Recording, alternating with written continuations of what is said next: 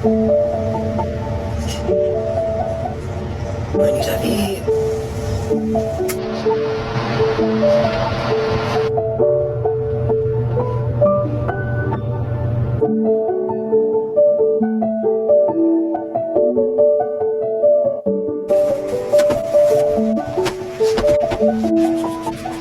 Di ba nakabili ng garment steamer? I need to buy garment steamer. So, malangis yung buko dahil kakatapos ko lang magpamassage. It's currently 2 in the morning.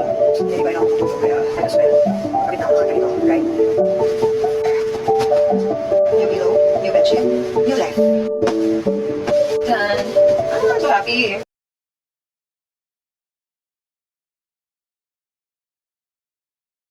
Guys, will notice I have been uploading for quite some time now because I'm not really in my best condition. I'm not on my best condition. I'm not really in the mood to make videos, to work, to attend gatherings, to move.